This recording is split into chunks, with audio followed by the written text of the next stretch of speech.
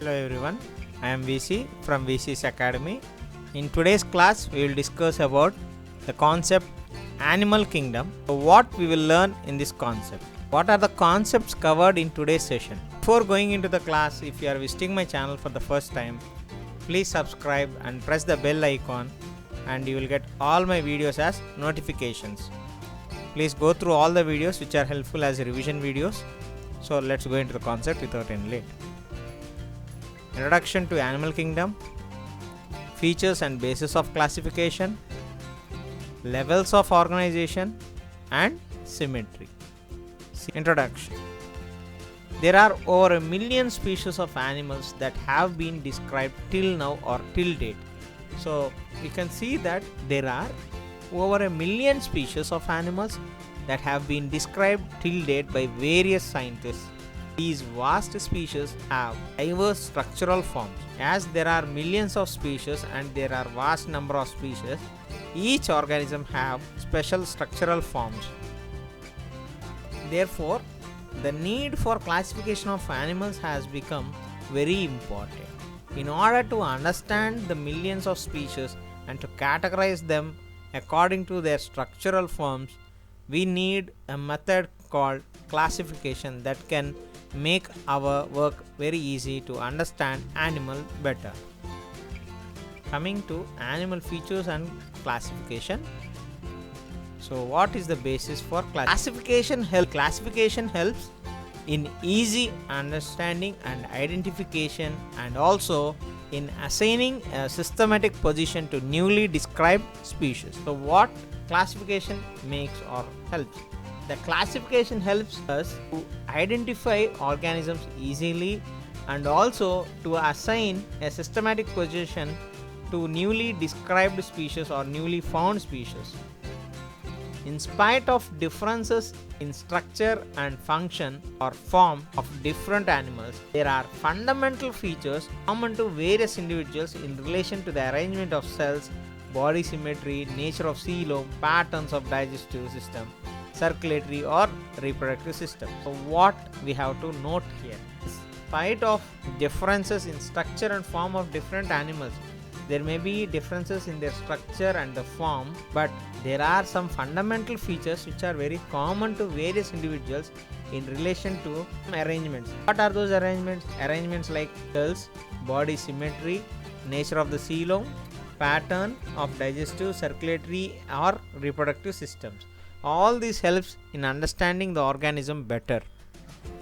These features are used as the basis for classification of animals. So what is the importance of classification? Classification helps to identify easily and to assign a systematic position to the organism which is newly described or species which is described newly. And in spite of having many differences in structure and form of animals, there are some fundamental features which are very common to various individuals in relation to the arrangement of cells, body symmetry, nature of coelom, patterns of digestive, circulatory and reproductive systems. These features are used as the basis of animal classification. I hope this makes clear about what is the need of classification.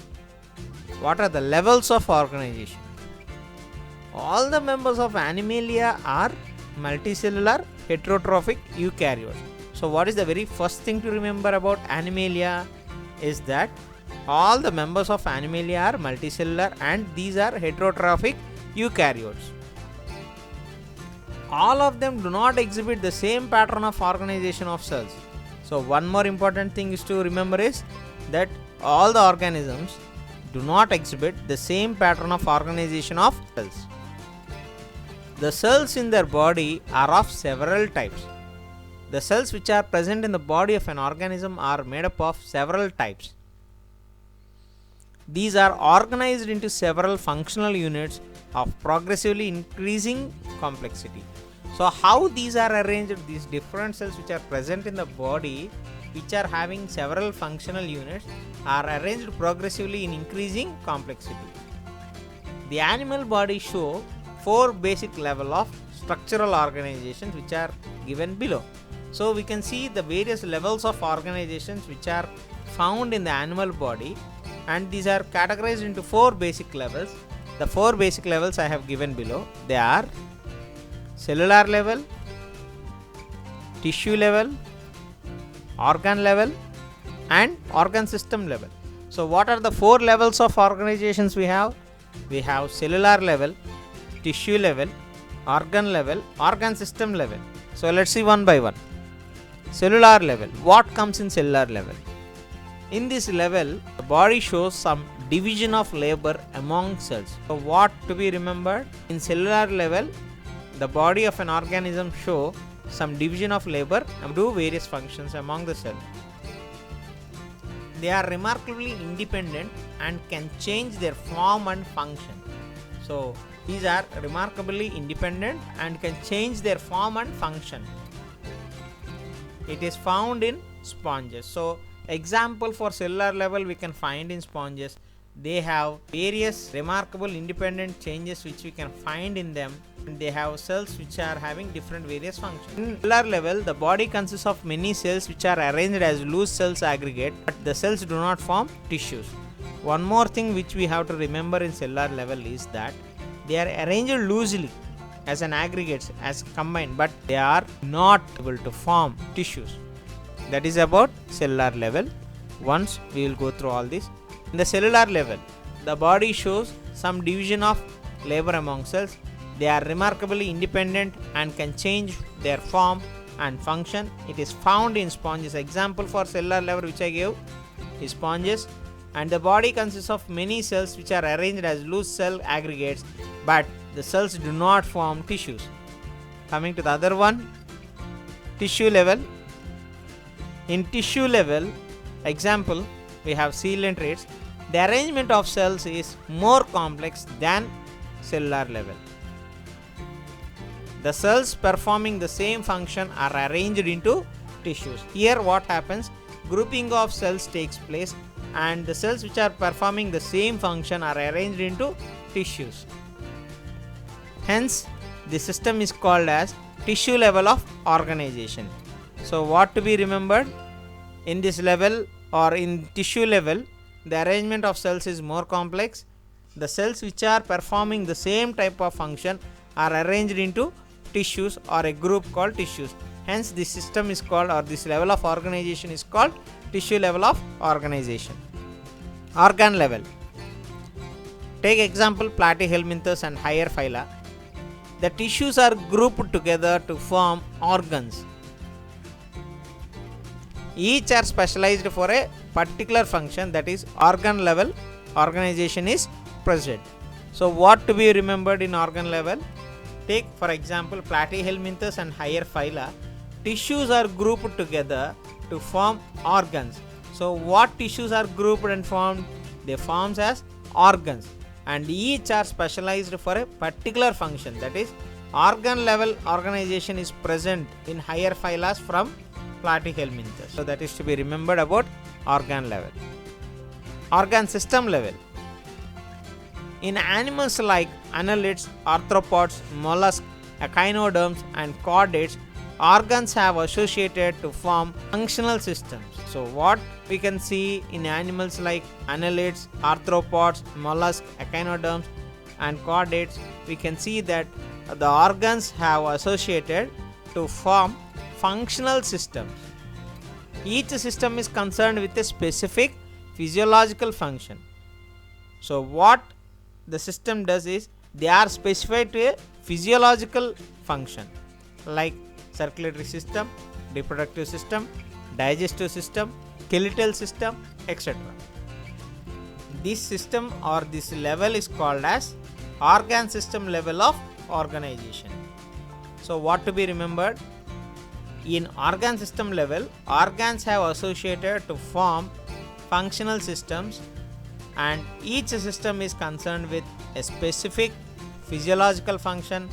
This system is called as organ system level of organization and the examples we can have as annelids, arthropods, mollusks, echinoderms and chordates. The other points related here are organ systems in different group of animals exhibit various patterns of complexity. Not only the 4 points which I have mentioned, but The organ systems in different group of animals exhibit various patterns of complexities. Depending upon the group and to which level they are, they exhibit various levels of patterns of complexities in them. Like the digestive system in platyhelminthes has only a single opening to the outside of the body that serves as both mouth and anus and is therefore called incomplete. So if you take an example of platyhelminthes and its a digestive system, it has only a single opening to the outside of the body that serves as both like the mouth and anus. The food which it takes and the food waste material which is released outside is through the common opening, and so it is called as incomplete. Why it is called incomplete? A complete digestive system has two openings, that is mouth and anus. If both mouth and anus are present, then only it is called a complete digestive system. So therefore we can say that platyhelminthes is incomplete digestive system. And next we have symmetry, one of the important concept in animal classification or animal kingdom. The symmetry refers to the arrangement of parts on the opposite sides of the body of a three-dimensional animal. So how can we define symmetry? Symmetry can be defined or referred as the arrangement of parts on the opposite sides of the body of a three-dimensional animal. On the basis of symmetry, animals can be of following types. What are they? One is asymmetrical and symmetrical. So on the basis of symmetry, animals can be categorized into two types. They are asymmetrical animals and symmetrical animals. So see one by one. Asymmetrical organization, we can see animals in which any plane passes through the center does not divide them into equal halves. Such animals are called as asymmetrical. So what to be remembered about asymmetrical? Animals in which any plane that passes through the center, if that does not divide them into equal halves, both the sides are equal, and such animals are called as symmetrical animals.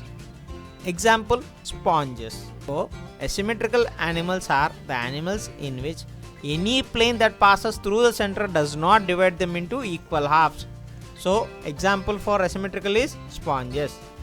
And coming to the symmetrical ones, the body of some animals can be divided into two similar equal halves by one or more planes. Such animals or such symmetry is called as symmetrical animals. Animals which have this system of symmetry are called as symmetrical animals. The symmetry can be further divided as radial symmetry and bilateral symmetry. So the animals which are having symmetry are further classified into radial symmetry and bilateral symmetry. So what is radial symmetry and what is bilateral symmetry? Radial symmetry. You can see the image of radial symmetrical animal. When any plane passing through the central axis of the body divides the organism into two identical halves, it is called radial symmetry. So what the statement given? Any plane passing through the central axis of the body divides the organism into two identical halves. You can see the image here, how we are showing it. It is called radial symmetry. Such system of symmetry is known as radial symmetry. So, organisms whose body, if we cut through the central axis, divides the organism into two identical halves, it is called as radial symmetry. Bilateral symmetry. In some animals, body can be divided into identical left and right halves in only one plane. This is called bilateral symmetry. So what is to be remembered? That a body of an organism can be divided into identical left and right only in one plane. Such symmetry is called bilateral symmetry.